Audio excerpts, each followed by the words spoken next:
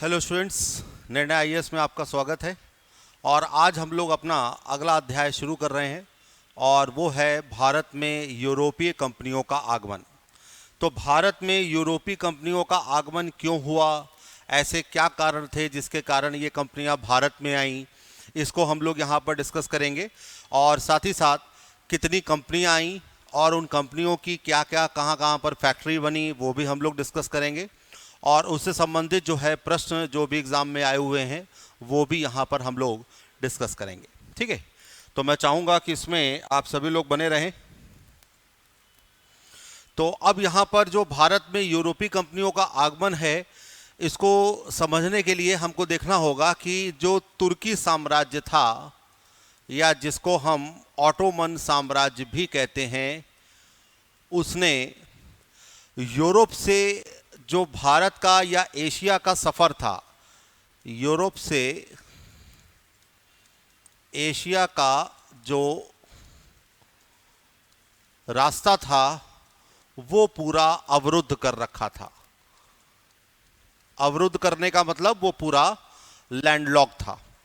अब इनके पास दूसरा कोई ऑप्शन था नहीं कि ये समुद्री मार्ग का ही उपयोग करें या समुद्र के रास्ते से अपना व्यापार करें। ठीक है, तो यहां पर हम देखते हैं कि स्पेन और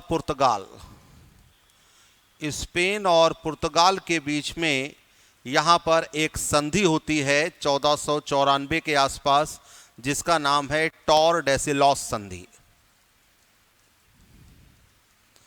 तो टॉरडेसिलॉस संधि में क्या हुआ कि ये निर्धारित किया गया कि स्पेन जो है वो पश्चिम की ओर खोज करेगा और पुर्तगाल जो है वो पूरब की ओर खोज करेगा। तो अब यहाँ पर ये जब इन दोनों के बीच में निर्धारित हो गया तो दोनों ही देशों के जो लोग थे वो अलग अलग व्यापारिक मार्ग खोजने के लिए निकले। और यहाँ पर हम देखते हैं कि भारत में जो पहली कंपनी आ रही है वो पुर्तगाली कंपनी आ रही है। ठीक है, तो यहाँ पर हमें ये समझना होगा कि चूंकि जो ये रास्ता अवरुद्ध किया गया, इसलिए समुद्री मार्ग के अलावा और कोई भी रास्ता नहीं था, क्योंकि वायु मार्ग जो है वो उस समय तक विकसित नहीं हुआ था और जो थल मार्ग है वो ऑटोमन साम्राज्य के द्वारा अवरुद्ध किया जा चुका था। तो अब यहाँ पर हम देखते हैं कि ये जो व्यापार करने का तरीका है वो समुद्री मार्ग के द्वारा ही हो सकता था और यहाँ पर इस संधि का एक योगदान है। तो हम लोग आगे बढ़ते हैं।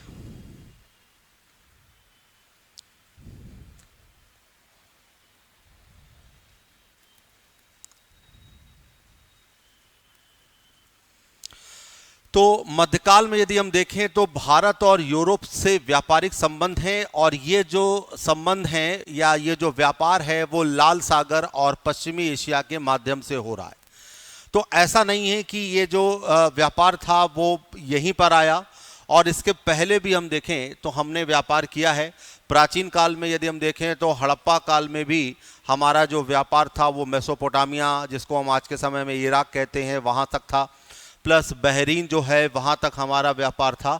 तो हम ऐसा नहीं था कि उस समय व्यापार नहीं करते थे, लेकिन धीमे धीमे जैसे जैसे सभ्यताएं आती गईं, जैसे जैसे वंश खत्म होते गए, तो किसी के समय व्यापार ज़्यादा, किसी के समय व्यापार कम, तो ऐसा हमें उदाहरण देखने को मिल रहा है। ठीक है, तो यहाँ पर जो ये व्यापार है ये मुख्यतः मसालों और विलासितापूर्ण वस्तुओं से जुड़ा है।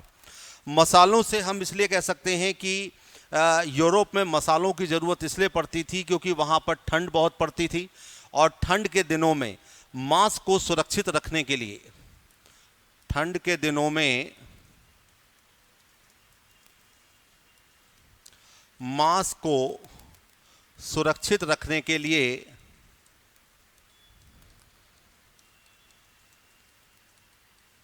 यहाँ पर मसालों की आवश्यकता थी। तो अब ये जो मसाले थे ये एशिया में ही या दक्षिण पूर्वी एशिया में ही हमें देखने को मिल रहे हैं।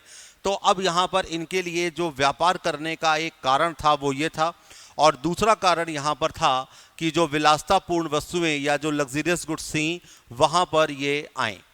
तो अब यहाँ पर समझने वाली बात यह है कि ये जो समुद्री मार्ग है ये चूंकि समुद्र काफ़ी बड़ा था और वहाँ पर वहाँ पे कोई ऐसी सारणियाँ या ऐसे कोई आलेख नहीं बने थे, या हम कह सकते हैं कि ऐसा कोई मानचित्र नहीं बना था जिसके कारण इन लोगों को पूरा रास्ते का ज्ञान हो या ये पता लगे।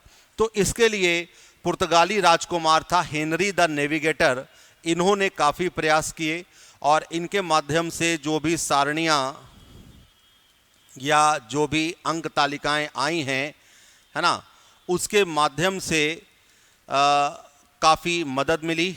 और साथ ही साथ इन्होंने दिक्सूचक यंत्र, जिसको हम कंपास कहते हैं, उसका भी यहाँ पर उसको भी सृजित किया। तो इस तरीके से जो हेनरी द नेविगेटर हैं, उनके जो भी कैलकुलेशन थे या जो भी उनकी गणनाएं थीं, उससे जो है वो यात्रियों को काफ़ी लाभ हुआ। और ये जो लाभ है वो हमें देखने को ये मिल रहा है कि सबसे पहले 1486 में पुर्तगाली नाविक बार्थोलोम्यो ने उत्तमाशा अंतरीप और वास्को डी गामा ने 1498 में भारत की खोज की।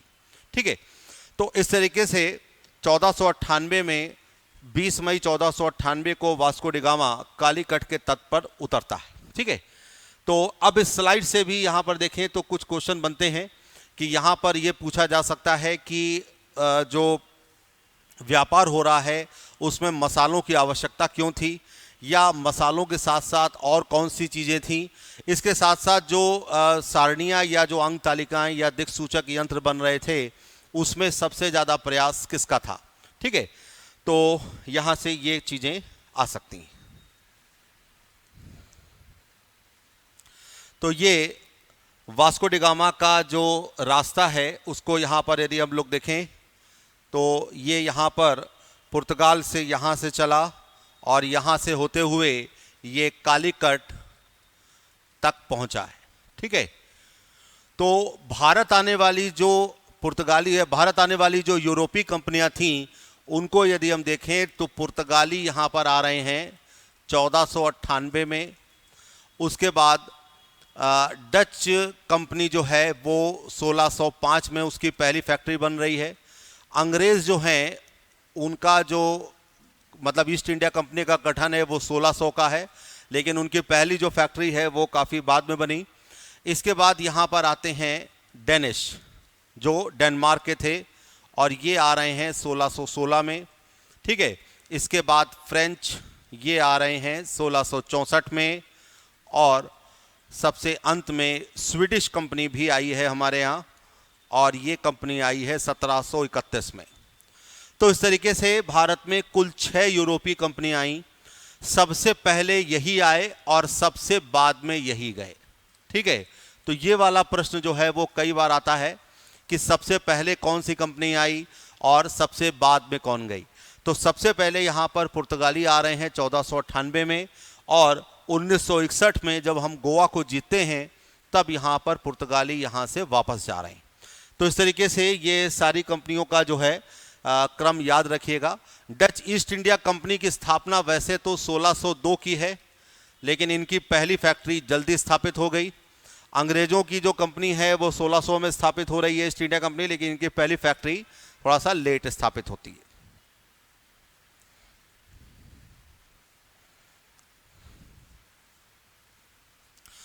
तो अब यहाँ पर हम लोग आज 2 कंपनियों को डिस्कस करेंगे और उनसे संबंधित जो है वो प्रश्न भी करेंगे। तो सबसे पहले हम लोग यहाँ पे पुर्तगाली को डिस्कस करते हैं।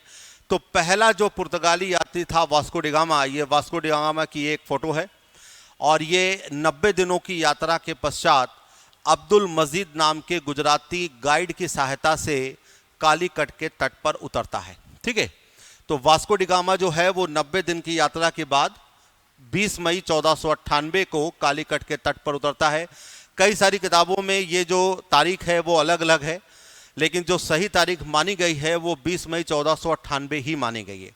वास्को डी गामा अपने साथ 4 जहाज लेके आया था, जिनमें से एक का नाम था साओ गैब्रियल, एक का है साओ राफेल, और एक है बोलिवियो। ठीक है, चौथे जहाज का जो नाम है वो अभी तक पता नहीं लग पाया है। तो इस तरीके से ये जो जहाज थे इनकी क्षमता देखें तो बोलिवियो की क्षमता कम थी, लेकिन इन दोनों की क्षमता जो है वो लगभग 120 टन के आसपास मानी जाती है। ठीक है, अब यहाँ पर चूंकि इनकी खोज जो है वो मसालों के लिए थी और मसालों से इनको काफ़ी लाभ मिला। ठीक है, यहाँ पर हम कह सकते हैं कि काली मिर्च का जो व्यापार था उससे वास्को डी गामा को 60 गुने से अधिक मुनाफा मिला। एक चीज़ यहाँ पर थोड़ा सा ध्यान रखने वाली बात है कि जब वास्को डी गामा कालीकट के तट पर उतर रहा है तो कालीकट का जो शासक है वो है जमोरिन। जमोरिन जो है ये वास्को डी गामा का स्वागत करता है, लेकिन उस समय जो व्यापारी थे, जो अरब व्यापारी थे, वो जो हैं उससे नाराज होते हैं। जाहिर सी बात है कि अरब व्यापारी जो हैं वो बहुत पहले से हमारे यहाँ दक्षिण भारत में व्यापार करने आए थे और जब उनको उनका प्रतिद्वंदी मिला तो ये स्वाभाविक है कि जलन होना हो सकता है। ठीक है, तो इस तरीके से अरब व्यापारियों को ये अच्छा नहीं लगा। ठीक है, पुर्तगाली शासक मैनुअल फर्स्ट के द्वारा वाणिज्य के प्रधान की उपाधि भी धारण की गई। तो अब इस स्लाइड से देखें तो यहाँ पर कुछ क्वेश्चन आते हैं कि वास्को डी गामा जो है वो सबसे पहले कब आया, या पहला जो पुर्तगाली यात्री था वो कौन था, कब आया, पहली यूरोपीय कंपनी कौन सी थी जो भारत में आई, तारीख भी पूछी जाती है, गाइड का नाम भी पूछा जाता है, जिसने स्वागत किया उसका नाम भी पूछा जाता है, और साथ ही साथ जो है यहाँ पर अभी तक जहाज से संबंधित प्रश्न नहीं आया है, लेकिन जहाज से संबंधित भी प्रश्न आ सकता है। ठीक है, चलिए आगे बढ़ते हैं। तो अब यहाँ पे पुर्तगाली साम्राज्य के या पुर्तगाली जो कंपनी आई इसके दो प्रमुख उद्देश्य थे। पहला उद्देश्य ये था कि अरबों और वेनिस के व्यापारियों का भारत से प्रभाव समाप्त करना और दूसरा ईसाई धर्म का प्रचार करना। तो जो पुर्तगाली कंपनी बन रही है उसके यहाँ पर दो ही उद्देश्य हमें देखने को मिल रहे हैं कि वो यहाँ पर जो भी मौजूदा अरब और वेनिस के व्यापारी थे उनका प्रभाव समाप्त करना चाहते थे और साथ ही साथ हम देख रहे हैं कि ईसाई धर्म का प्रचार करना भी चाहते थे। और ईसाई धर्म के प्रचार में पुर्तगाली कंपनियों ने काफ़ी जो है जिसको हम नरसंहार की स्थिति है वो भी किया और जिसको हम इंग्लिश में जेनोसाइड कहते हैं, और ये हमें देखने को मिल रहा है। ठीक है, तो ये पुर्तगाली जो कंपनी है उसका एक झंडा है या उसका एक लोगो मान लीजिए। तो पुर्तगाली साम्राज्य को एस्टाडो द इंडिया का नाम दिया गया। तो ये एस्टाडो द इंडिया का एक आप झंडा कह सकते हैं जो कि लाल और हरा है। वास्को डी गामा जो है 1498 में आता है, फिर वापस जाता है और 1502 में वास्को डी गामा पुनः भारत आता है। तो वास्को डी गामा जो है वो भारत में कुल 3 बार आया, लेकिन तीसरी बार आने के बाद वापस नहीं जा पाया। 1524 में उसकी यहाँ पर कोचीन में मृत्यु हो जाती है। ठीक है,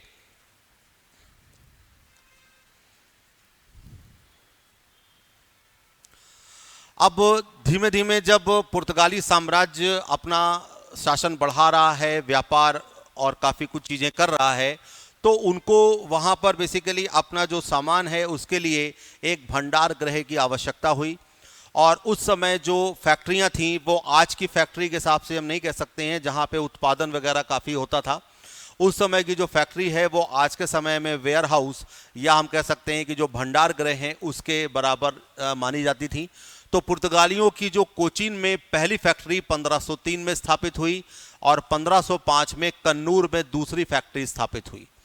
तो बहुत सारी पुस्तकों में ये दिया हुआ है कि पुर्तगालियों की फैक्ट्री कहीं और कुछ और बताया गया है, लेकिन जो ऑथेंटिक या प्रमाणिक है उसमें ये माना गया है कि पुर्तगालियों की कोचीन में पहली फैक्ट्री है और कन्नूर में दूसरी फैक्ट्री है। वास्को डी गामा का तीसरी बार भारत आना जो है 1524 में होता है और कोचीन में उसकी मृत्यु हो जाती है। अब वास्को डी गामा जब पहली बार भारत आता है और इसके बाद वापस जाता है तो दूसरा पुर्तगाली यात्री यहाँ पर है पेड्रो एल्बारेस कैब्रॉल, जो कि 1500 में आया है। ठीक है, तो अब यहाँ पर पेड्रो एल्बारेस कैब्रॉल जो है वो 1500 में आ रहा है, वास्को डी गामा पहले आ रहा है और धीमे धीमे इनका जो शासन है उसका विस्तार हो रहा है।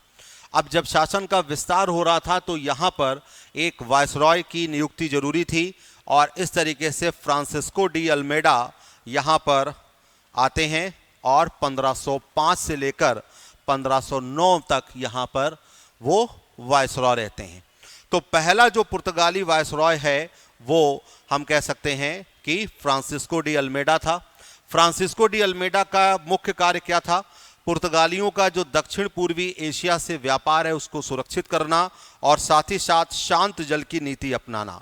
तो ये जो शांत जल की नीति है इसी को ही हम ब्लू वाटर पॉलिसी कहते हैं। तो ब्लू वाटर पॉलिसी क्या है? मुख्यतः हम देखें तो अरब सागर और हिंद महासागर में नौसैनिक शक्ति के रूप में पुर्तगाली जो कंपनी है उसको स्थापित करना और धीमे धीमे अरब सागर और हिंद महासागर में पुर्तगाली कंपनियों का पूरी तरीके से नियंत्रण हो गया। ठीक है, तो यहाँ पर यदि हम देखें तो इस स्लाइड से कुछ क्वेश्चन आ रहे हैं। जैसे पहला क्वेश्चन यही आ रहा है कि पुर्तगालियों की पहली फैक्ट्री कहाँ थी, दूसरी फैक्ट्री कहाँ थी, वास्को डी गामा की मृत्यु कहाँ पर हुई, कब हुई, वास्को डी गामा के बाद दूसरा भारत आने वाला पुर्तगाली यात्री कौन था, भारत में पहला पुर्तगाली वायसरॉय कौन था और उसकी नीतियाँ क्या थीं, और जो ब्लू वाटर पॉलिसी है या शांत जल की नीति है उससे संबंधित भी प्रश्न पूछे जाते हैं। तो यहाँ पर ये चीज़ें, चलिए आगे बढ़ते हैं। तो यहाँ पर जो अल्मेडा है ये 1503 में टर्की, गुजरात और मिस्र की संयुक्त सेना को हराकर द्वीप पर अधिकार कर लेता है। तो ये जो द्वीप है ये वर्तमान में हमारी जो संघ शासित क्षेत्र है दमन और दीव, वही वाला द्वीप है। और द्वीप जो है ये सोमनाथ मंदिर से लगभग 100 किलोमीटर के आसपास है और एक समुद्र तटीय क्षेत्र है। द्वीप पर अधिकार करने से क्या हुआ कि पुर्तगालियों का अरब सागर और हिंद महासागर पर धीमे धीमे वर्चस्व बढ़ने लगा और इनको चुनौती देने वाला कोई था नहीं। जैसे हम देखें तो मुगल साम्राज्य की जो थल सेना थी वो काफ़ी आक्रामक थी या काफ़ी मजबूत थी, लेकिन मुगलों की नौसेना कोई बहुत अच्छी नहीं थी, या हम कह सकते हैं कि लगभग ना के बराबर उसका अस्तित्व है। नौसेना में जो पहला प्रयास हम देख रहे हैं मध्यकाल में वो शिवाजी के द्वारा देखा जा रहा है, जहाँ पर शिवाजी जो हैं वो नौसेना के लिए नौसेना में काफ़ी उनका रुचि है और वो उसको बढ़ाने का प्रयास कर रहे हैं। तो जब अरब सागर और हिंद महासागर में पुर्तगालियों का वर्चस्व बढ़ा तो ये स्थितियां जो हैं बाकी लोगों के लिए काफ़ी हानिकारक रहीं, क्योंकि यदि उनको व्यापार करना था तो उनको पुर्तगालियों से लाइसेंस लेने की बात थी, जिसको हम कार्टेस आर्मेडा सिस्टम कहते हैं। ठीक है, 1509 में हम देखते हैं कि फ्रांसिस्को डी अल्मेडा चला जाता है। अल्फोंसो डी अल्बुकर 1503 में भारत स्क्वाड्रन कमांडर के रूप में आता है और 1509 में इसे दूसरा वायसरॉय नियुक्त किया जाता है। तो यहाँ पर ये अल्फोंसो डी अल्बुकर की एक फोटो है और इन्हें ही पुर्तगाली साम्राज्य का वास्तविक संस्थापक कहा जाता है। तो अब यहाँ पे वास्तविक संस्थापक क्यों कहा गया है उसको थोड़ा सा समझेंगे हम लोग कि जो अल्बुकर्क है उसने कई सारे काम ऐसे किए जिसने पुर्तगाली साम्राज्य को काफ़ी मजबूती प्रदान की। उदाहरण के रूप में हम देखें तो जैसे दिल्ली सल्तनत की स्थापना कुतुबुद्दीन ऐबक के द्वारा हुई है, लेकिन दिल्ली सल्तनत का जो वास्तविक संस्थापक है वो हम इल्तुतमिश को मानते हैं, क्योंकि उसका कार्यकाल देखें तो कार्यकाल उसका 1210 से 1236 है। इसी तरीके से मुग़ल साम्राज्य का जो संस्थापक है वो बाबर है, लेकिन मुग़ल साम्राज्य का वास्तविक संस्थापक यदि हम देखें तो अकबर को मानते हैं, क्योंकि बाबर के बाद हुमायूं चूंकि एक कमज़ोर शासक था और हुमायूं के बाद हम देखते हैं कि शेर शाह सूरी का लगभग 15 साल तक सूरी साम्राज्य रहा। तो जो वास्तविक संस्थापक हैं वो अलग हैं और संस्थापक अलग हैं। ठीक है, तो यहाँ पर हम अल्फोंसो डी अल्बुकर को हम वास्तविक संस्थापक कहते हैं और वास्तविक संस्थापक क्या कर रहे हैं ये हम लोग यहाँ पर देखते हैं। तो अब यहाँ पे पहली चीज़ क्या हो रही है कि अल्बुकर्क जो है वो बीजापुर के शासक यूसुफ आदिल शाह से गोवा को जीत रहा है, और ये जो गोवा है ये 1530 में राजधानी बन रही है। पुर्तगालियों की पहली राजधानी कोचीन थी और गोवा जो है वो दूसरी राजधानी बनी, और 1530 से लेकर 1961 तक गोवा जो है वो यहाँ पर राजधानी रही। अब जिस समय राजधानी ये बनी उस समय जो वायसरॉय था वो था निनो डी कुन्हा। तो निनो डी कुन्हा जो है वो उस समय का वायसरॉय है, और उसके समय ये जो राजधानी है गोवा शिफ्ट हो रही है। अल्बुकर्क ने साम्राज्य को मजबूत करने के लिए हम देख रहे हैं कि 1511 में दक्षिण पूर्वी एशिया की व्यापारिक मंडी मलक्का और हारमुस पर अधिकार करता है और इस तरीके से अपना साम्राज्य बढ़ाता है। दूसरी बात, अल्बुकर्क जो है वो जो निम्न वर्गीय पुर्तगाली हैं इनको भारतीय महिलाओं से शादी करने के लिए प्रोत्साहित करता है, ताकि इनसे जो बच्चे होंगे वो धीमे धीमे पुर्तगाली साम्राज्य की जनसंख्या को धीमे धीमे बढ़ाएंगे। और यहाँ पे हम देख रहे हैं कि जो अल्बुकर्क है ये भारतीयों को सेना में भी भर्ती कर रहा है,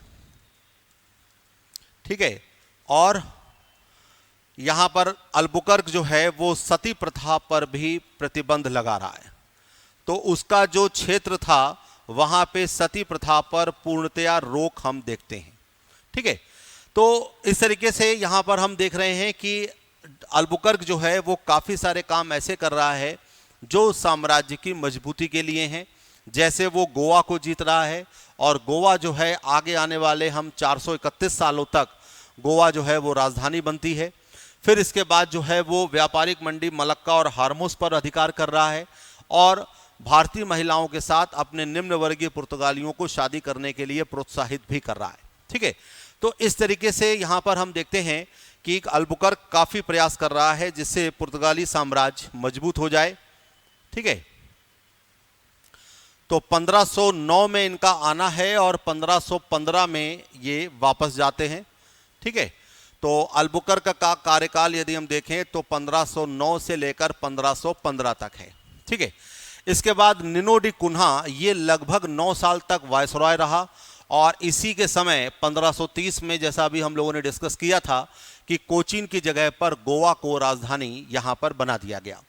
निनो डी कुन्हा के द्वारा भी पुर्तगाली बस्तियों की स्थापना की गई, जैसे मद्रास के पास सैन टोमे है ना, हुगली जो कि बंगाल में था, दीव की बस्ती जो है यहाँ पर भी स्थापना की गई।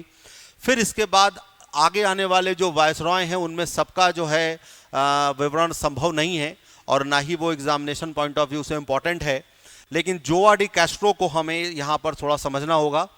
जोआ डी कैस्ट्रो जो हैं वो पश्चिमी भारत के चाउल, दीव, सिलसिट और बेसिन, और अंत में वो बम्बई पर भी अधिकार कर लेते हैं।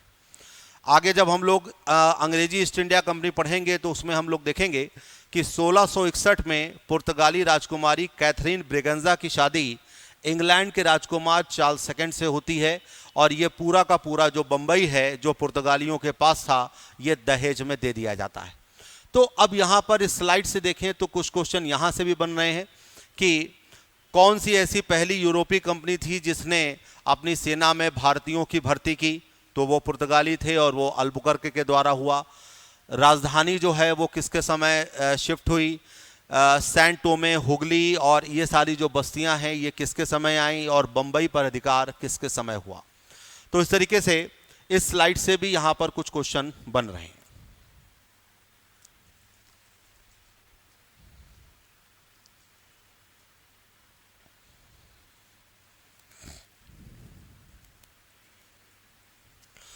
पुर्तगालियों का पूर्वी तट के कोरोमंडल समुद्री तट के मसूलीपट्टनम और पुलिकट शहरों से यहाँ पर वस्त्र एकत्र करने का भी काम था।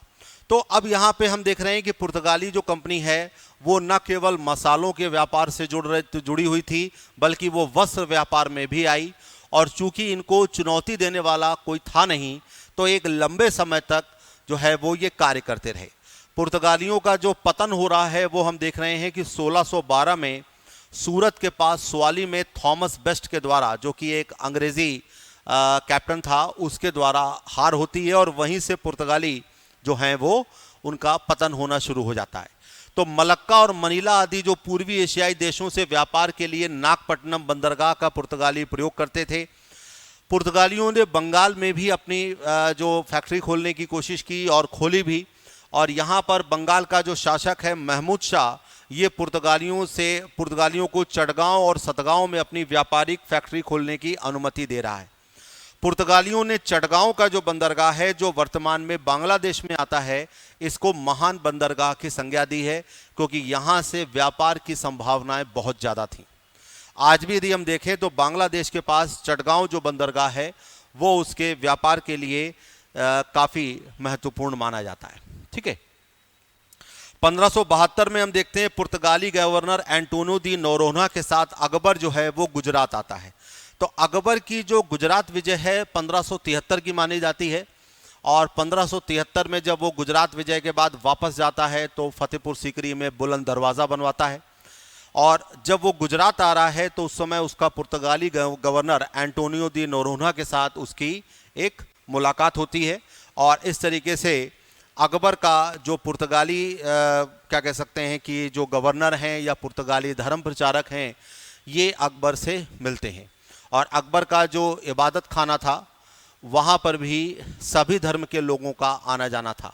तो इस स्लाइड से यदि हम देखें तो यहाँ से भी कुछ क्वेश्चन बन रहे हैं कि पुर्तगाली जो है वो कौन कौन से बंदरगाहों का उपयोग वस्त्र एकत्र करने में या वस्त्र व्यापार में करते थे। तो यहाँ पर हम मछलीपट्टनम और पुलिकट को कह सकते हैं। दूसरी बात, एक दूसरा क्वेश्चन ये भी बन सकता है कि पूर्वी एशियाई देशों से व्यापार के लिए पुर्तगाली कौन सा बंदरगाह उपयोग करते थे। तो यहाँ पर हम ये कह सकते हैं कि ये नागपट्टनम जो है बंदरगाह उपयोग किया जाता था। पुर्तगालियों ने किस बंदरगाह को महान बंदरगाह की संज्ञा दी है, तो ये चटगांव को दी है ना। और अकबर के साथ कौन सा पुर्तगाली गवर्नर आया, तो वो एंटोनियो दी नोरोन्हा थे। चलिए आगे बढ़ते हैं।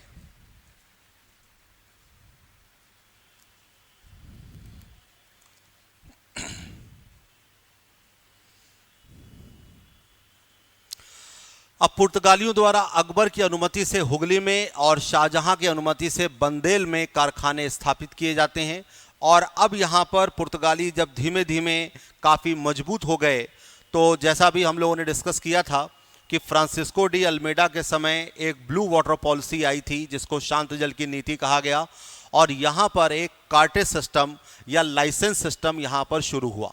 तो ये बेसिकली जो कार्टेज आर्माडा काफिला पद्धति है, इसके द्वारा हम देखते हैं कि भारतीय या अरबी जहाज जो थे, इनको हिंद महासागर या अरब सागर में व्यापार करने के लिए ये लाइसेंस लेना पड़ता था, और इस लाइसेंस के लिए शुल्क चुकाना पड़ता था। आप लोग यकीन नहीं करेंगे कि मुगल बादशाह अकबर को भी ये लाइसेंस लेना पड़ा था।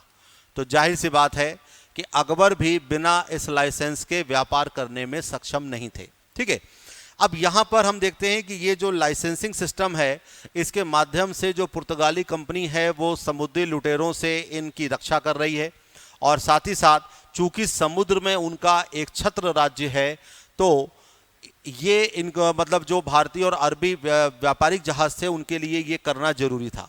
तो अब यहाँ पर जो पुर्तगाली हैं वो व्यापार पर एकाधिकार प्राप्त कर यहाँ से जाने वाले अन्य जहाज़ों से कर की वसूली करते थे। तो ये कर की वसूली जो है वो केवल भारतीय और अरबी जहाज़ों से नहीं हो रही थी, इसके साथ साथ जो भी हिंद महासागर में जहाज आ रहे थे अलग अलग देशों से, वहाँ से भी ये कर की वसूली चल रही थी, और धीमे धीमे पुर्तगाली साम्राज्य बढ़ता जा रहा था। लेकिन यहाँ पर एक कंडीशन थी कि अरबी और भारतीय जहाज जिन्हें कार्टेज ये लाइसेंस मिल भी जाता था, वो दो चीज़ों की व्यापार नहीं कर सकते थे, जैसे काली मिर्च और गोला बारूद। तो काली मिर्च और गोला बारूद का जो व्यापार है ये पूरी तरीके से पुर्तगालियों ने अपने अधिकार में रखा, क्योंकि व्यापार के क्षेत्र में देखें तो काली मिर्च से उनको सबसे ज़्यादा मुनाफा हुआ था। तो जैसा भी हम लोगों ने डिस्कस किया था कि काली मिर्च से उनको 60 गुने से अधिक मुनाफा हुआ। तो जाहिर सी बात है कि कुछ क्षेत्र ऐसे थे जहां पर वो एक छत्र राज्य अपना स्थापित करना चाहते थे। तो यहाँ पर इस स्लाइड से यदि हम देखें तो कुछ क्वेश्चन बन रहे हैं कि हुगली में किसकी अनुमति से पुर्तगालियों ने अपने कारखाने की स्थापना की, या बंदेल में किसकी अनुमति से स्थापना की। और दूसरी बात ये कि कार्टेज आर्माडा जो सिस्टम है ये क्या है ना, और अरबी और भारतीय जहाज़ों को किस चीज़ का व्यापार करने की अनुमति नहीं थी। तो यहाँ पर हम कह सकते हैं कि ये सारी चीज़ें जो हैं वो इस स्लाइड से निकल आएंगी।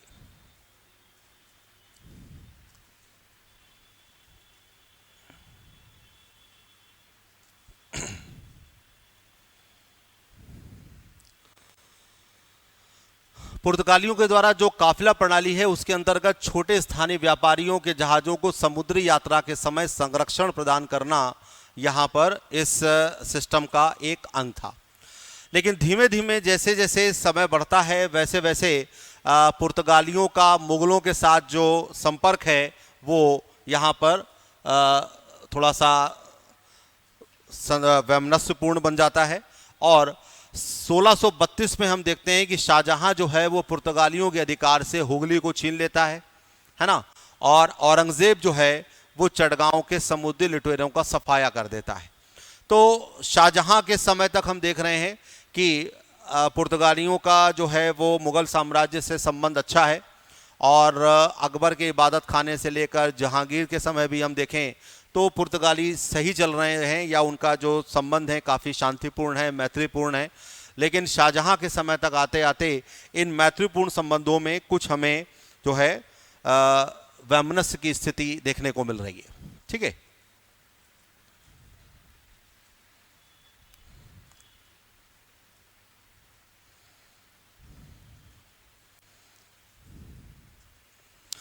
अब पुर्तगालियों का भारत या पूर्व के साथ व्यापार में वस्तु विनिमय का सहारा नहीं लेना, तो ये चीज़ें यहाँ पर थोड़ा सा इम्पोर्टेंट हैं। यहाँ पर ये जो भी चीज़ खरीद रहे थे उसके बदले रत्न दे रहे थे, है ना। और ये रत्न जो हैं वो सोना चांदी या मोती के रूप में आ रहा था और इस तरीके से भारत में इसका जो आगमन है वो बढ़ता जा रहा था। पुर्तगाली जो है मालाबार और कोकर तट से सर्वाधिक काली मिर्च का निर्यात करते थे और मालाबार तट से ही अदरक, दालचीनी, चंदन, हल्दी, नील आदि का भी निर्यात किया जाता था। तो इस तरीके के प्रश्न जो हैं वो एग्ज़ाम में आते रहते हैं कि पुर्तगाली जो हैं वो काली मिर्च का निर्यात कहाँ से करते थे या अदरक, दालचीनी इन सब का निर्यात कहाँ से होता था। बंगाली गवर्नर अल्फोंसो डिसूजा जो है उसके साथ प्रसिद्ध जेसुइट फ्रांसिस्को जेवियर भी भारत आता है। तो इस तरीके से इस स्लाइड से भी यहाँ पर कुछ क्वेश्चन बन सकते हैं और ये चीज़ें यहाँ पर समझने वाली हैं। वस्तु विनिमय का सहारा न लेना, इससे भी क्वेश्चन बन सकता है। ठीक है, कि पुर्तगालियों का जो भारत में व्यापार था उसमें वो वस्तु विनिमय का सहारा न लेकर बल्कि रत्नों का सहारा लेते थे और इस तरीके से यहाँ पर रत्न भारत में आ रहे थे।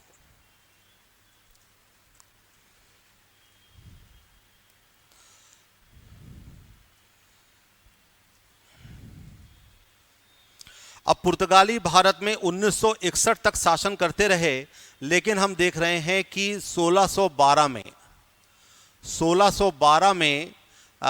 सूरत के पास एक जगह है स्वाली, वहाँ पर थॉमस बेस्ट जो है पुर्तगालियों को बहुत बुरी तरीके से हराता है। तो थॉमस बेस्ट के साथ जो इनकी हार हुई, इसके माध्यम से हम देख रहे हैं कि पुर्तगाली साम्राज्य का पतन होना शुरू हो जाता है और 1498 से लेकर 1612 तक आप देखिए तो ये लगभग 114 साल का समय है, काफ़ी लंबा पीरियड है। और यहाँ पे पुर्तगालियों को जो भी चुनौती मिली पुर्तगालियों ने उसको ख़त्म किया। लेकिन 1612 में थॉमस बेस्ट के द्वारा जो पुर्तगालियों को हार मिली, उसके बाद पुर्तगाली दोबारा उठ नहीं पाए और गोवा, दमन और दीव पर ही केवल 1961 तक शासन करते रहे। तो अब हमको ये देखना होगा कि ऐसे क्या कारण थे जिनके कारण पुर्तगाली जो कंपनी है उसका यहाँ पर पतन होता है। तो यहाँ पर पहला है भारतीय जनता के प्रति धार्मिक असहिष्णुता। जैसा भी हम लोगों ने डिस्कस किया था कि पुर्तगालियों का जो भारत में आना था उसमें एक कारण था व्यापार करना और दूसरा कारण था ईसाई धर्म का प्रचार करना। तो ईसाई धर्म के प्रचार प्रसार करने में या धर्मांतरण कराने में इन्होंने बहुत ज़्यादा रुचि ली और कई जगह पर हमको नरसंहार देखने को मिलता है। इससे भारतीय जनता जो है उसको ये लगा कि ये धार्मिक रूप से सहिष्णु नहीं है। तो यहाँ पर पहला कारण था कि जो धार्मिक असहिष्णुता की भावना थी वो एक बहुत बड़ा कारण था। दूसरी चीज़ ये कि गुप्त रूप से व्यापार करना और डकैती और लूटमार को अपनी नीति बनाना। अब एक तरफ पुर्तगाली जो है वो कार्टेज आर्माडा सिस्टम के माध्यम से लाइसेंस देके पैसे भी कमा रहे थे और नियंत्रण भी रख रहे थे और दूसरी तरफ से वो जहाज़ों को लूट भी रहे थे और हत्याएं भी कर रहे थे।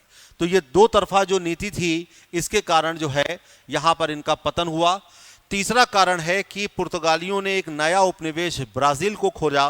ब्राज़ील जो है वो दक्षिण अमेरिका का सबसे बड़ा देश है और ब्राज़ील में इनका जब ध्यान ज़्यादा लगने लगा तो भारतीय जो व्यापार था उसमें पतन की स्थिति आई। और एक और कारण जो बहुत बड़ा कारण है कि अन्य यूरोपीय व्यापारिक कंपनियों से प्रतिस्पर्धा। तो जैसा अभी हम लोगों ने देखा कि 1498 में पुर्तगाली कंपनी की स्थापना हो रही है, 1602 में डच ईस्ट इंडिया कंपनी की स्थापना हो रही है, फिर इसके बाद 1600 में हम देख रहे हैं कि अंग्रेजी ईस्ट इंडिया कंपनी की स्थापना हो रही है। तो 1498 से लेकर और 1600 या 1602 मान लें तो लगभग 102 साल ऐसे रहे जहां पर पुर्तगालियों को चुनौती देने वाला कोई नहीं था। तो जैसे जैसे ये कंपनियां आईं, इनको प्रतिस्पर्धा मिली, और चूंकि अंग्रेज जो थे वो नौसैनिक शक्ति में सबसे ज़्यादा ऊपर थे, उन्होंने डचों को भी हराया, फ्रांसीसियों को भी हराया, पुर्तगालियों को भी हराया। तो अंग्रेजों के सामने जो थे वो सभी लोग नतमस्तक हुए और उसमें पुर्तगाली कंपनी भी शामिल थी। अगला कारण हम ये हैं कि इनका व्यापारिक तकनीकी जो थी वो अपर्याप्त थी और वायसरायों पर पुर्तगाली राजा का नियंत्रण ज़्यादा था। तो जो पुर्तगाली वायसराय भारत में काम कर रहे थे उन पर नियंत्रण धीमे धीमे बढ़ता जा रहा था, और ये भी कहीं ना कहीं पुर्तगाली का जो भारतीय व्यापार है उसमें पतन के कारणों में से एक माना जाता है। तो इससे संबंधित भी प्रश्न कई बार आ चुके हैं। आगे बढ़ते हैं।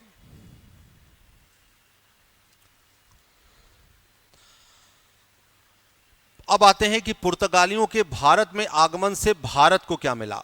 तो यहां पर भारत आगमन से तंबाकू और आलू की खेती मिली, कहीं कहीं पर लाल मिर्च की भी बात की जाती है। तो लाल मिर्च, तंबाकू और आलू की खेती यहां पर पुर्तगालियों के माध्यम से शुरू हो रही है।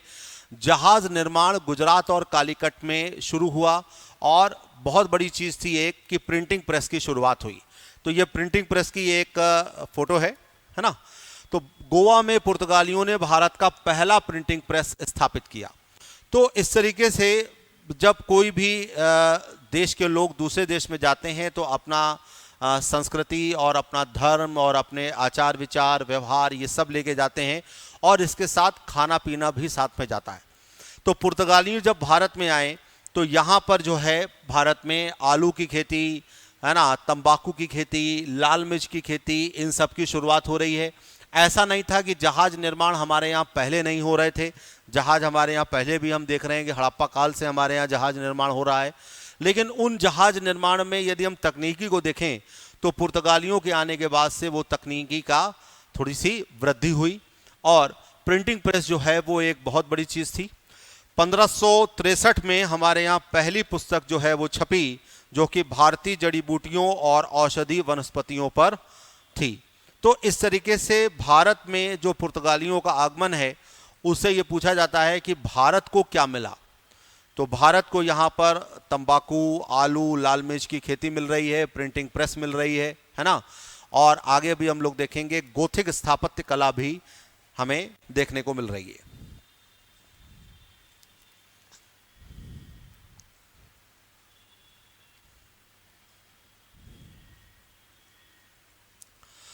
ईसाई धर्म का मुगल शासक अकबर के दरबार में प्रवेश जो है वो फादर एक्वावीवा और मॉन्सरेट के माध्यम से हुआ। और ये जैसा अभी हम लोगों ने देखा था कि अकबर के जो इबादत खाना था, इस इबादत खाना जो कि फतेहपुर सीकरी में था, इस इबादत खाने का निर्माण होता है 1575 में। 1575 से लेकर 1578 तक यहाँ पर केवल मुस्लिम धर्मगुरु ही आते हैं, जिनका ये कहना है कि इस्लाम से अच्छा कोई धर्म नहीं है। अकबर जब इनसे पूरी तरीके से व्यथित हो जाता है तो वो 1578 में सभी धर्मों के लिए इबादत खाना खोल देता है। ठीक है, तो यहाँ पर ये जो फादर एक्वावीवा और मॉन्सरेट हैं ये भी अकबर के इबादत खाना में आते हैं। पुर्तगालियों के साथ भारत में गोथिक स्थापत्य कला का एक आगमन हुआ, उसकी पिक्चर अभी हम लोग देखेंगे। और 1563 में गोवा से यहाँ पर जो पहली पुस्तक है, या हम कह सकते हैं कि जो पहला वैज्ञानिक ग्रंथ है वो प्रकाशित हुआ। 1639 तक आते आते मराठों ने पुर्तगालियों से सिलसेट और बेसिन को छीन लिया। तो जाहिर सी बात है कि 1612 में जैसे इनकी हार हो रही है, उस हार से बहुत सारे लोगों को मौका मिला, उसमें मराठे भी शामिल थे। और मराठों में हम देखते हैं कि 1639 का जो समय है वहाँ पर शिवाजी का उद्भव हो चुका है ना। लेकिन शिवाजी ने ये पुर्तगालियों से नहीं जीता था। शिवाजी की जो पहला अभियान है वो लगभग 1644 के आसपास का है। तो इस तरीके से यहाँ पर ये चीज़ें हम लोगों ने समझी। और अब यहाँ पर हम देखते हैं कि ये जो गोथिक स्थापत्य कला है वो क्या है। तो इस तरीके के चर्च यदि आपको देखने हो तो ये चर्च जो हैं आपको दीव और गोवा में देखने को मिलेंगे। तो दीव और गोवा में यहाँ पर बहुत पुराने जो चर्च हैं जो लगभग 400 से 450 साल पुराने हैं वो हमें देखने को मिलते हैं। और इस तरीके से ये जो स्थापत्य कला है ये भी हमारे यहाँ पुर्तगालियों के माध्यम से आई। तो भारत में जो उनका योगदान है वो खेती से भी जुड़ा हुआ है, प्रिंटिंग प्रेस से भी जुड़ा हुआ है और साथ ही साथ स्थापत्य कला से भी जुड़ा हुआ है। तो इस तरीके से हम लोगों ने पुर्तगाली कंपनी को यहाँ पर डिस्कस किया। अब हम लोग अगली कंपनी को यहाँ पर डिस्कस कर रहे हैं और अगली कंपनी है डच। ठीक है, तो डच बेसिकली किसको कहा जाता था? जो हॉलैंड के निवासी थे उनको डच बोला जाता था। वर्तमान में यदि हम देखें तो इसका नाम चेंज होके नीदरलैंड्स हो गया है और नीदरलैंड्स जो है ये इसका नाम वर्तमान में हो गया है। ठीक है, तो 1602 में डच संसद के द्वारा एक संयुक्त डच ईस्ट इंडिया कंपनी की स्थापना की जा रही है और इस कंपनी का नाम रखा जा रहा है वेरिंगडे ओस्ट इंडिसे कंपनी। और ये इसका एक झंडा है जिसको आप देखिए तो ये भी 3 कलर का है ना, लाल, बीच में सफ़ेद और नीचे नीला। ठीक है, और यहाँ पर ये इनका एक लोगो है वेरिंगडे ओस्ट इंडिसे का। और इस तरीके से ये जब 1602 में इस कंपनी की स्थापना हो रही है तो 1605 में जब इनकी पहली फैक्ट्री की स्थापना हो रही है तब तक ये मसालों के व्यापार पर एकाधिकार कर चुके हैं। ठीक है, तो मसाला व्यापार पर जो एकाधिकार है वो हम ऐसे माने कि पुर्तगालियों का जो वर्चस्व था उसको डचों ने तोड़ा। तो डच जो थे वो पुर्तगाली शक्ति के आगे तो उन्होंने पुर्तगालियों को नतमस्तक किया, लेकिन वो अंग्रेज़ों के सामने बिल्कुल भी टिक नहीं सके और फाइनली हम देखेंगे कि डचों को भी अंग्रेज़ों ने हराया। ठीक है, पुलिकट जो है इनकी यहाँ पर दूसरी फैक्ट्री है जो कि 1610 में बनी। यहाँ पर पहली फैक्ट्री जो है वो 1605 की है मसूलीपट्टनम और दूसरी फैक्ट्री आती है इनकी पुलिकट में। तो पुलिकट में ही इन्होंने जो अपना दुर्ग बनाया। उसके अलावा हम देखते हैं कि डच बस्तियों में कोई भी किलेबंदी हमें देखने को नहीं मिल रही है। लेकिन डचों के साथ भी एक समस्या थी कि डच जो हैं वो भारत के अलावा दक्षिण पूर्वी एशिया में इंडोनेशिया का जो मसाला व्यापार था वहाँ पर वो काफ़ी तेज़ी से उनका प्रभुत्व बढ़ता जा रहा था और इस तरीके से इंडोनेशिया का जो व्यापार था वहाँ पर उनकी रुचि कुछ ज़्यादा थी। एक चीज़ आती है कि कॉर्नेलिस डी भारत पहुँचने वाले पहले डच, ये थोड़ा सा टाइपिंग मिस्टेक हो गई है ना। तो कॉर्नेलिस डी हार्टमैन भारत पहुँचने वाले पहले डच थे और पहले डच गवर्नर जो थे वो पीटर बोथ थे। ठीक है, तो इस स्लाइड से यहाँ पर कुछ क्वेश्चन बनते हैं कि डच ईस्ट इंडिया कंपनी की स्थापना कब हुई, पहली फैक्ट्री कहाँ पर स्थापित हुई, दूसरी फैक्ट्री कहाँ स्थापित हुई, कौन सी फैक्ट्री में किलेबंदी थी और पुर्तगालियों का जो मसाला व्यापार पर एकाधिकार था उसका वर्चस्व किसने तोड़ा। ठीक है, और भारत पहुँचने वाला पहला डच कौन था या पहले डच गवर्नर कौन थे।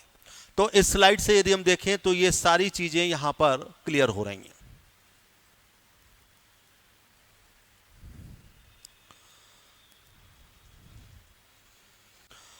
तो अब यहाँ पर अगली चीज़ आ रही है, जैसा अभी हम लोगों ने डिस्कस किया था कि मसूलीपट्टनम में पहले डच कारखाने की स्थापना हो रही है। पुलिकट में 1610 में स्थापना की गई। सूरत, विबलीपट्टनम, कराईकल, चिंसुरा, कोचीन, इन सभी जगहों पर डच कंपनियों की स्थापना हो रही है। तो डच कंपनी जो है वो न केवल मसालों के व्यापार में रुचि ले रही थी बल्कि सूती वस्त्रों में भी काफ़ी दिलचस्पी थी। तो भारत से ये मुख्यतः नील, शोरा और सूती वस्त्र का निर्यात करते थे। तो शोरा को बेसिकली हम लोग कहते हैं साल्ट पीटर। ठीक है, तो साल्ट पीटर का जो है वो भी निर्यात हो रहा था, लेकिन भारत से सूती वस्त्र का जो व्यापार था यही डचों का मुख्य व्यापार माना गया। ठीक है, डचों के बाद इसी सूती वस्त्र के व्यापार को इंग्लैंड ने जो है काफ़ी तेज़ी से हम कह सकते हैं कि प्रगति करी यहाँ पर, और धीमे धीमे इंग्लैंड में भी यही स्थिति आई। तो बंगाल से डचों का मुख्यतः सूती वस्त्र, रेशम, शोरा और अफीम का निर्यात होता था। कोरोमंडल तटवर्ती प्रदेशों से सूती वस्त्र का व्यापार होता था, और पुलिकट में ये स्वर्ण निर्मित पैगोड़ा सिक्के का इन्होंने प्रचलन किया। तो ये पैगोड़ा की एक पिक्चर है ना, इसी तरीके का एक यहाँ पर सिक्का जो है वो जारी किया गया। आप देखिए तो ये VOC है ना, VOC जो कि डच ईस्ट इंडिया कंपनी का लोगो है, उसी से मिलता जुलता ऐसा ही एक सिक्का यहाँ पे जारी किया गया, और ये सिक्का जो था वो सोने का था। ठीक है, तो पुलिकट में जो स्वर्ण निर्मित सिक्का है वो यहाँ पर ये जारी कर रहे हैं।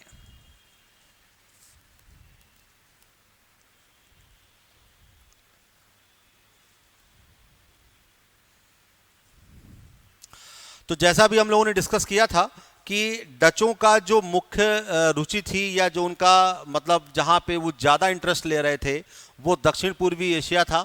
तो 1613 में वो जकार्ता को जीतते हैं और बैटविया नामक एक नए शहर की स्थापना करते हैं। 1641 में मलक्का और 1658 में सीलोन पर भी कब्जा हो जाता है। सीलोन का मतलब आज का श्रीलंका। ठीक है, तो डचों ने यहाँ पर भी कब्जा किया, लेकिन धीमे धीमे अब तक अंग्रेज भी आ चुके थे, और अंग्रेज़ों और डचों के बीच में प्रतिस्पर्धा हुई, और इसमें अंग्रेज जीते। तो डचों और अंग्रेजों के बीच 1759 में एक वेदरा का युद्ध हुआ। वेदरा जो है वो चिंसुरा के पास है, चिंसुरा का मतलब बंगाल में। ठीक है, तो वेदरा के युद्ध में डचों को बहुत बुरी तरीके से हराया गया, और उसके बाद डच कंपनियों ने अपना सारा व्यापार या सारा जो उनका कार्यक्षेत्र था वो दक्षिण पूर्वी एशिया में उसे शिफ्ट कर लिया, और इस तरीके से डच कंपनी का यहाँ पर लगभग अंत हो गया। तो डचों की असफलता के प्रमुख कारणों में देखें तो सबसे पहला कारण यहाँ पर था सरकार से सीधे नियंत्रण में होना। दूसरा कारण हम मानते हैं कंपनी के भ्रष्ट एवं अयोग्य पदाधिकारी और कर्मचारी, है ना। तो ऐसे कुछ कारण थे जिससे डच कंपनियों का यहाँ पर पतन होता है। लेकिन सूती वस्त्र उद्योग निर्यात की सर्वोच्च स्थिति में आता है ये डचों के समय ही आता है, और इस तरीके से जो निर्यात का यहाँ पर इतना अधिक प्रभाव पड़ा कि इंग्लैंड जो है आगे चलकर वस्त्र उद्योग का एक महत्वपूर्ण केंद्र बन गया। ठीक है, तो अब इस स्लाइड से यहाँ पर कुछ प्रश्न आ रहे हैं कि डचों ने बैटविया की स्थापना कब की, या सीलोन को कब जीता, या हम कह सकते हैं कि मलक्का को कब जीता। सबसे ज़्यादा इम्पॉर्टेंट यहाँ पर वेदरा का युद्ध आता है, और वेदरा का युद्ध कब हुआ, है ना, किसके किसके बीच में हुआ और उसका निर्णय क्या रहा, है ना, वो आता है। डच कंपनियों की असफलता के प्रमुख कारण क्या थे, और इंग्लैंड को सूती वस्त्र के संदर्भ में सबसे अधिक प्रेरणा किस कंपनी से मिली। तो यहाँ पे इस तरीके के प्रश्न जो हैं वो पूछे जाते हैं। ठीक है, तो अब अपना जो है प्रश्नोत्तर वाला श्रृंखला शुरू हो रही है, और ये सारे के सारे प्रश्न एग्जाम में आए हुए हैं, है ना। तो काफ़ी सिंपल प्रश्न है, और हम लोग चाहेंगे कि इसको आप सब लोग देखते चलें। तो यहाँ पे पहला प्रश्न है कि वास्को डी गामा कालीकट पर किस वर्ष में आया। बहुत सिंपल क्वेश्चन है, 1498 में आया, और तारीख है 20 मई 1498। ठीक है, तो ये तारीख जो है वो जरूर ध्यान रखिएगा। अगला प्रश्न यहाँ पर आ रहा है, मध्यकाल में सर्वप्रथम भारत से व्यापारिक संबंध स्थापित करने वाले कौन थे। तो यहाँ पर यदि हम समय काल देखें तो पुर्तगाली यहाँ पर आ रहे हैं 1498 में, फ्रांसीसी आ रहे हैं 1664 में, कंपनी बन रही है, अंग्रेजों की कंपनी बन रही है 1600 में, और डचों की कंपनी बन रही है 1602 में। तो सबसे पहला जो व्यापारिक संबंध है जाहिर सी बात है कि वो पुर्तगालियों के साथ रहेगा, और इस तरीके से इसका सही आंसर जो है वो डी हुआ। अगला प्रश्न देखते हैं, पुर्तगाली उपनिवेश का पहला वायसरॉय भारत में कौन हुआ। तो यहाँ पर अभी हम लोगों ने इसको डिस्कस किया था कि पुर्तगाली उपनिवेश का जो पहला वायसरॉय है वो फ्रांसिस्को डी अल्मेडा है, जिसका कार्यकाल यदि हम देखें तो कार्यकाल 1505 से लेकर और 1509 तक है। ठीक है, तो पुर्तगाली उपनिवेश का भारत में पहला वायसरॉय यहाँ पर हम कह सकते हैं कि सी है। आगे बढ़े तो निम्नलिखित में से किसने वास्को डी गामा का कालीकट में स्वागत किया था? यह भी हम लोगों ने यहां पर डिस्कस किया था कि कालीकट में जो स्वागत किया था वो था जमोरिन, और जमोरिन का जो स्वागत करना था ये अरब व्यापारियों को अच्छा नहीं लगा और अरब व्यापारियों ने पुर्तगालियों को अपने प्रतिद्वंदी के रूप में समझा। ठीक है, तो यहां पर जो सी है वो बिल्कुल सही है। अगला प्रश्न यहां पर देखते हैं, भारत में पुर्तगाली शक्ति का वास्तविक संस्थापक इनमें से कौन था? यह भी बहुत सिंपल क्वेश्चन है, इसको भी हम लोगों ने पढ़ा था और यहां पे सही आंसर आएगा अल्बुकर्क। अल्बुकर्क जो है ये वास्तविक संस्थापक था और 1509 से लेकर 1515 तक ये पुर्तगाली वायसरॉय रहा। ये दूसरा पुर्तगाली वायसरॉय था जिसने गोवा को जीता। अपने जो निम्न वर्गीय पुर्तगाली थे उनको भारतीय महिलाओं से शादी करने के लिए प्रोत्साहित किया, सती प्रथा पर रोक लगाई, भारतीयों की सेना में भर्ती की। तो ऐसे काफ़ी सारे काम थे जिसके कारण इसे पुर्तगाली शक्ति का वास्तविक संस्थापक कहा जाता है। इसके बाद अगला है, पुर्तगालियों ने भारत में निम्नलिखित में से किस स्थान पर पहले दुर्ग का निर्माण किया था? तो जाहिर सी बात है कि जो क्षेत्र पुर्तगालियों का सबसे महत्वपूर्ण क्षेत्र था वहीं पर वो पहली बार दुर्ग का निर्माण करेंगे। तो ये कोचीन में पहली जो फैक्ट्री है 1503 में स्थापित हुई और यहीं पे यहाँ पर दुर्गीकरण भी हुआ था। तो पहला जो यहाँ पर दुर्ग का निर्माण है वो कोचीन में हम देखते हैं। अगला प्रश्न है, किन यूरोपियों ने भारत में प्रथमता सामुद्रिक व्यापारिक केंद्र स्थापित किए? तो जो सामुद्रिक व्यापारिक केंद्र हैं वो सबसे पहले यदि हम देखें तो पुर्तगाली ही आए हैं। तो इस तरीके से इसका आंसर सी हुआ। पुर्तगालियों के बाद हम देख रहे हैं कि अंग्रेज़ आ रहे हैं, है ना। अंग्रेज़ों के बाद डच हैं, डच के बाद डेनिश हैं, डेनिश के बाद फ्रांसीसी हैं, फिर स्वीडिश हैं। तो इस तरीके से इसका आंसर सी है। बंगाल की निम्नलिखित फैक्ट्रियों में से एक जो पुर्तगालियों के द्वारा स्थापित की गई वो कौन सी थी? तो यहाँ पर अभी हम लोगों ने देखा कि बंगाल की जो फैक्ट्री थी उसमें यहाँ पर हुगली में इन्होंने फैक्ट्री स्थापित की और हुगली की जो फैक्ट्री थी वो अकबर की प्रेरणा से या अकबर की सहयोग से स्थापित हुई। तो यहाँ पर पहली फैक्ट्री जो है वो हुगली है।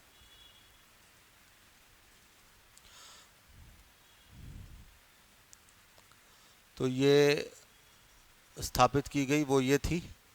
अगला है कि हुगली को बंगाल की खाड़ी में समुद्री लूटपाट के लिए अड्डा किसने बनाया? तो जैसा अभी हम लोगों ने यहाँ पढ़ा था पुर्तगालियों के बारे में कि पुर्तगाली जो हैं वो लूट मार करते थे। तो हुगली में जब इनकी बस्ती स्थापित हो गई या फैक्ट्री स्थापित हुई तो यहाँ पर भी इन्होंने बंगाल की खाड़ी में लूट मार करनी शुरू की और इस तरीके से पुर्तगालियों ने सबसे पहले हम कह सकते हैं कि समुद्री लूटपाट के लिए हुगली को अड्डा बनाया था। ठीक है, और बाद में इन्हीं पुर्तगालियों ने जो लूटमार शुरू करी इसी का विरोध शाहजहां के द्वारा भी हुआ है और औरंगजेब ने भी चटगांव में इनका सफाया किया है। अगला प्रश्न आता है, भारत के साथ व्यापार के लिए सर्वप्रथम संयुक्त पूंजी का प्रारंभ इनमें से किस कंपनी ने किया था? तो ये वाला जो प्रश्न है इसमें चूंकि चारों ऑप्शंस में देखें तो जो सबसे सही ऑप्शन है वो डच है। वैसे यदि हम देखें तो संयुक्त पूंजी कंपनी का जो प्रारंभ है वो अंग्रेजी ईस्ट इंडिया कंपनी के माध्यम से हो रहा है, लेकिन चूंकि अंग्रेज यहाँ पर विकल्प में नहीं है तो यहाँ पर जो दूसरा निकटवर्ती विकल्प है वो सही आंसर माना जाएगा और इस तरीके से यहाँ पर जो डच हैं ये सबसे पहले संयुक्त पूंजी के माध्यम से व्यापार कर रहे हैं। अगला प्रश्न आता है, निम्नलिखित कथनों में से कौन सा एक सही है? ये प्रश्न जो है वो यूपीएससी में भी आया हुआ है और यहाँ पर ये पूछा गया कि कौन सा एक सही है। तो पहला है, आधुनिक कोचीन भारत की स्वतंत्रता तक डच उपनिवेश था। डचों ने पुर्तगालियों को पराजित किया और आधुनिक कोचीन में उन्होंने फोर्ट विलियम्स का निर्माण किया। आधुनिक कोचीन पहले डच उपनिवेश था जिस पर बाद में पुर्तगालियों का अधिकार हो गया और आधुनिक कोचीन कभी भी ब्रिटिश उपनिवेश का भाग नहीं था। तो यहाँ पर यदि हम सही देखें तो आधुनिक कोचीन भारत की स्वतंत्रता तक डच उपनिवेश था, ये गलत है। स्वतंत्रता तक यदि हम देखें तो यहाँ पर ब्रिटिश आ चुके थे। दूसरा स्टेटमेंट जो है, डचों ने पुर्तगालियों को पराजित किया और आधुनिक कोचीन में उन्होंने फोर्ट विलियम का निर्माण किया, ये वाला बिल्कुल सही है, क्योंकि जो तीसरा और चौथा है ये गलत है। कोचीन जो है वो ब्रिटिश उपनिवेश का भाग भी रहा है ना, और आज़ादी के समय तक हम देखते हैं, है ना। और ये जो पुर्तगाली हैं यहाँ पर सबसे पहले कोचीन में इन्होंने ही अपनी फैक्ट्री स्थापित की। तो इस तरीके से इसका जो सही आंसर होगा वो बी होगा, क्योंकि ए, सी और डी ये तीनों ही गलत हैं। चलिए आगे बढ़ते हैं। अगला प्रश्न है, निम्नलिखित में से किस अंग्रेज अधिकारी ने पुर्तगालियों को स्वाली के स्थान पर हराया था? तो यहां पर ये अभी हम लोगों ने पढ़ा था कि स्वाली के स्थान पर जो हराया था वो था थॉमस बेस्ट, और थॉमस बेस्ट ने स्वाली का जो युद्ध जीता है वो 1612 में जीता है। स्वाली जो है ये बेसिकली सूरत के पास है, ठीक है। तो सूरत के पास स्वाली है और यहां पर थॉमस बेस्ट जो है पुर्तगालियों को हरा रहा है। अगला प्रश्न देखते हैं, निम्नलिखित में से किन स्थानों पर डचों ने अपने व्यापारिक अड्डे स्थापित किए? ये अड्डे हैं, है ना, इसको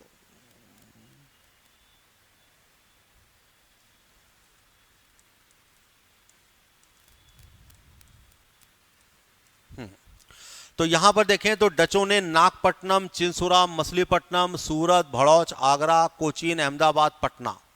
तो अब यहां पर हम देखें तो यदि हम एक एक भी यहां से देखें तो डचों की पहली फैक्ट्री मछलीपट्टनम है, तो यहां पर ये सही हुआ, है ना। सूरत में भी डचों का फैक्ट्री बनी, है ना। कोचीन में भी फैक्ट्री बनी। तो एक एक भी यदि सबसे उठा लें तो इसका सही आंसर होगा उपर्युक्त सभी, ठीक है।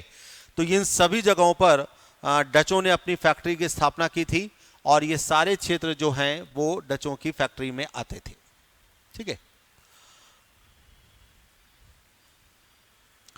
तो इस तरीके से यहां पर हम लोगों ने आज दो कंपनीज के बारे में चर्चा की और उनसे संबंधित जो भी प्रश्न आए हैं वो भी हम लोगों ने देखे। अब आगे हम लोग जो आगे आने वाली कंपनियां हैं, जैसे दो ही मुख्य कंपनियां हैं, अंग्रेज और फ्रांसीसी, क्योंकि डेनिश जो है वो बहुत छोटा है और स्वीडिश को जो एग्जामिनेशन पॉइंट ऑफ व्यू से वो बहुत ज़्यादा इंपॉर्टेंट नहीं है ना। तो अंग्रेज़ और फ्रांसीसियों को हम लोग डीप में पढ़ेंगे और जो डेनिश है वो बहुत छोटे में ख़त्म हो जाएगा, तो उसको हम लोग पढ़ेंगे। धन्यवाद।